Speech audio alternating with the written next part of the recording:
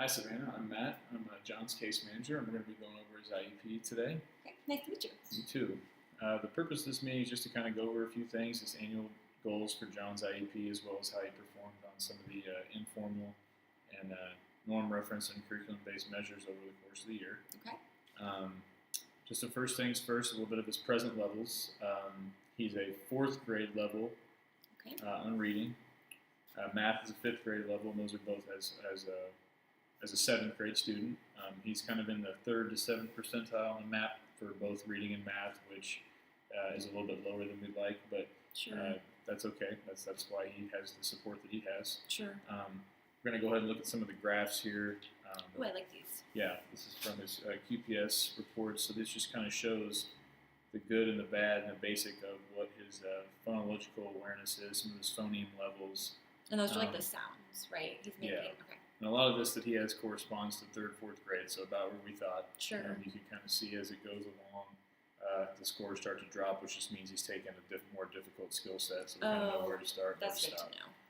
Okay, and then these kind of show his PAST results, which just basically give you an idea of the different skill sets that he scored in, maximum 10 points possible. On some of these, he was on the higher range, so we bumped up to the next level. But then he kind of scored about in the mid 11 out of 20, and then total his phoneme was 37 out of 50, which wasn't surprising based on what his goals are. So that's just a phonics test that passed. Mhm. Okay. Yes, and then on his last one for this, we did a basic core class assessment of how long he was on task. Oh, his sure. goal is about 70%. We'd like to see that go up as he met that requirement. Just in his core classes, he was 70% of the time he was on task. We That's took this good. over a couple of weeks, based on a couple of his different classes. We showed that lunch, end of the day, or kind of when he struggled. Typical seventh grader. Wasn't surprising. So those are kind of things that we did on that. That was the informal assessment. For the norm referenced, we kind of see that we've got, he took the gray oral reading test. Okay, this kind of showed the rate, accuracy, fluency, comprehension, and where he kind of fit into the fifth grade. We'd like to see him bump up as his goal progresses. We'll kind of talk about that later when we talk about what we're going to do for some of his interventions. Cool. This one just kind of shows the time durations for the stories. These are kind of how long he took to read the different ones. He started off, he was reading pretty quickly. Sure. He was obviously below grade level in that. As he bumped up to story 7, that's when he kind of started to show some longer, almost 2.5, 3 minutes to get through parts of the story. Well, that makes sense with the data you told me earlier. So. And then lastly, some of his curriculum-based measure report just kind of shows some of the assessments he took are more of the ones that for like his oral reading fluency. These are Ames Web tests. They're timed. Sure. This kind of shows that when he was reading about 100 words a minute, which is 24th percentile for a fourth grader. We saw him find him in the 25th. Let's see, he'll bump up, slowly kind of progress to the point where now he's at the fifth grade level, and we'll be testing him on that. Okay. This kind of shows his progression through the week 4, where he was under level a little bit and then exceeded it. Yeah. Good. This one kind of shows his fluency the next 3 weeks. This is when he bumped up to level 5. You can see that he started a little bit underneath, has kind of progressed along the way, but he's still underneath that level, so that's where we'll keep him at. That's where he's currently sitting at, about the 13th percentile, 2 grade levels below what he should be. So he's still got some work to do, but this kind of shows that he is making progress throughout the year. He basically, for him to kind of catch up a grade level per year would be good. Okay. That's kind of what we're looking at. You think he can do that? I do. Good. I think that's possible. So moving on from there, those kind of talk about the different assessments that were used. Just a quick rundown of all those and kind of what they mean. Oh. The QPS kind of looks at the consonant, vowel, consonant, art controlled, multisyllabic. The PAST kind of gives for foundational skills of the student, such as rhyming and blending. Sure. The time sampling was an in-depth look at performance based on behavior and in-class performance and academics. Okay. The gray oral reading is to measure oral fluency and comprehension, helps gauge how fast the student reads and how many times they deviate from the print. And then the Ames Web Oral Reading Fluency curriculum-based measure assessments evaluate students' words per minute, fluency, accuracy. So just because they're reading fast, they might not be reading it right. So it kind of takes things off at the end and gives you an overall score. Okay. I like those. They're very comprehensive as far as all the things they're testing. So the QPS, the PAST, and the time sampling are examples of the informals. Okay. Gray Oral Reading is a norm-based, and then the Ames Web is the curriculum-based. Okay, that which is makes kind of sense. how I use it. This is one that I've used the most to set their goals. Okay. That's kind of what I'll use. Cool. Strengths and weaknesses. He has a learning disability and attention deficit disorder. And the good thing is that's a weakness, but a strength is that he understands that's why he has an IEP. Oh, good. Okay. I kind of talked about it at home, but I'm mom, so I think the ability for listen all the time. him to realize what it is has helped him understand why people are in sport, how to support him best, and what he should do moving forward. Good. He's obviously he's had it for about 4 or 5 years now. He's a slow writer, slow processor, but he's very motivated, enjoys doing well in school, and usually tries to find the best ways to do that. Yeah. He likes going to school. That's from home. He's very excited every day. We can tell for sure. He's easily distracted, but he has an understanding of this. So that's both a pro and a con. Like he knows that's part of it. He knows that he works well one-on-one with paraeducator, teacher, or case manager. Just getting him in the right environment.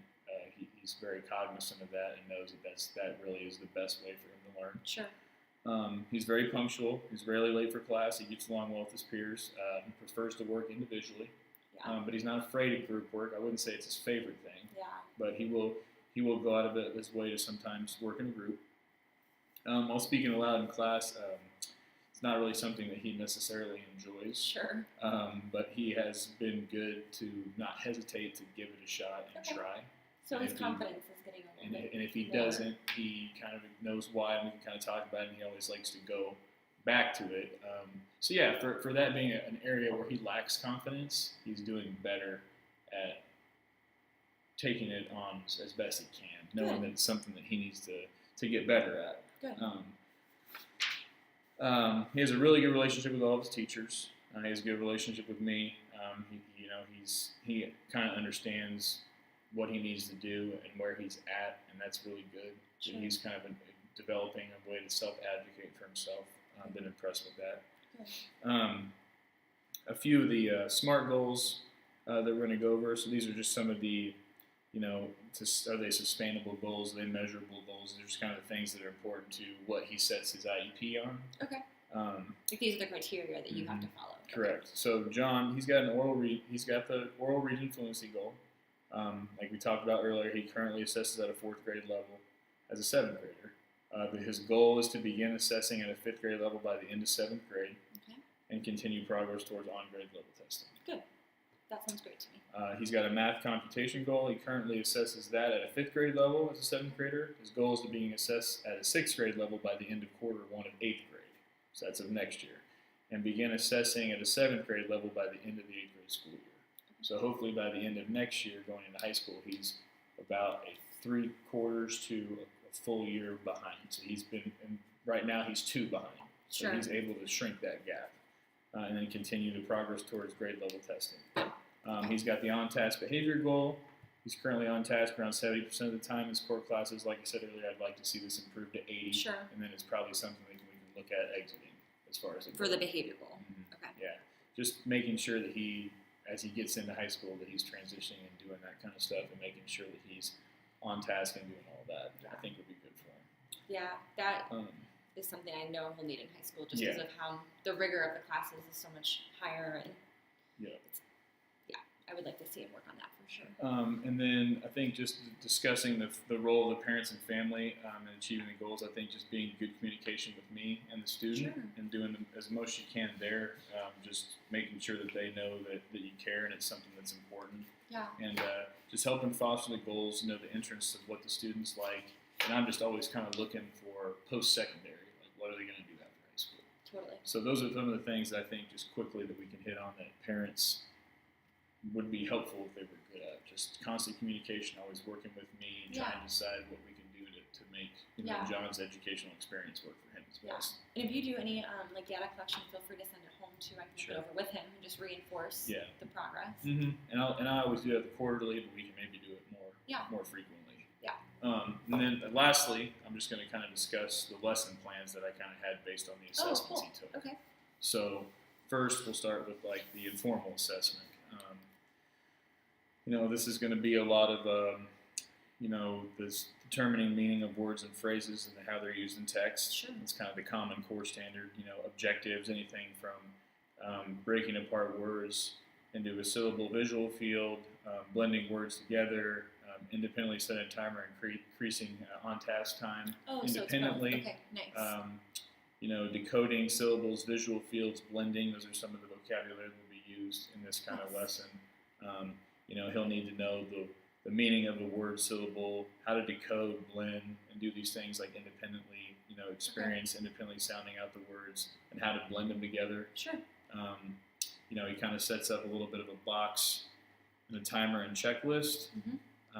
You're going to target sounding out phonemes and how they fit in these different boxes. I like this. So he'll be able to put the different syllables in each box. Correct. Nice. And then after he's done, you kind of go through this checklist that kind of lets you know it's like a little bit of a wrap up. It kind of gives the student teacher a little bit of feedback as to what they did. Was it difficult? Did they enjoy it? Did it help them become a better reader?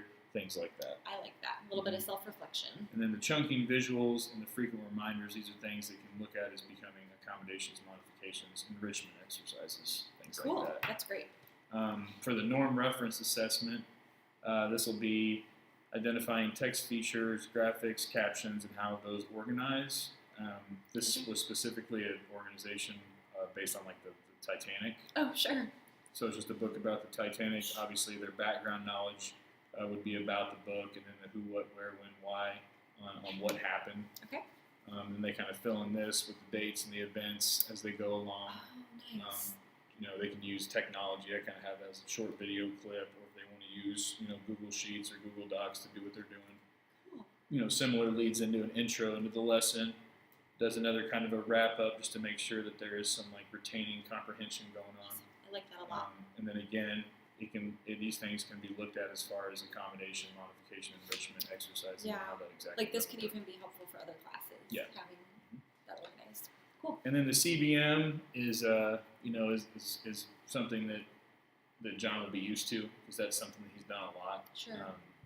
His CBM assessment will just continue to look at oral reading fluency, how to decode, how to read faster. Okay. I think just ramping it up and doing it even more so will just help him become.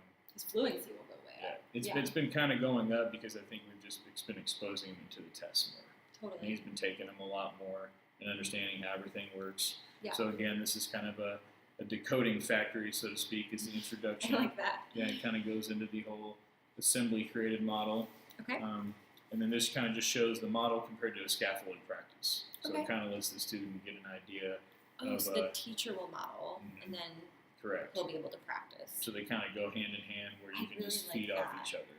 Yeah. Ooh, I like how you use manipulatives here. That's nice. And again, it Very goes good. right into like a wrap up where you kind of count the number of pieces and review each words and understand that there is the same thing with the comprehension. Every Sure. single one will have a little bit of a wrap up to make sure you're seeing some kind of gains, Yeah. something at the end that they're letting them know that you're seeing what you're supposed to be seeing. Good. Again, the accommodation, modification, enrichment, just finding different ways to make this work best for that student. Yeah. Each one has a little bit of flexibility. And the visuals. I like the visuals throughout. It's very good. And then at the end, you just kind of see what the student learned, the whole word attempts and how they decoded each word. Good. I really like that. Mhm. Cool. So that's kind of what I had as far as for him and the assessments and everything we got going. That's So great. I will send a copy of all this home. And I guess if you have any other questions regarding John or anything else, just feel free to reach out. I will. Okay. Thank you so much. Thank you. So nice to meet Yeah, you. you too. Yes. Appreciate it.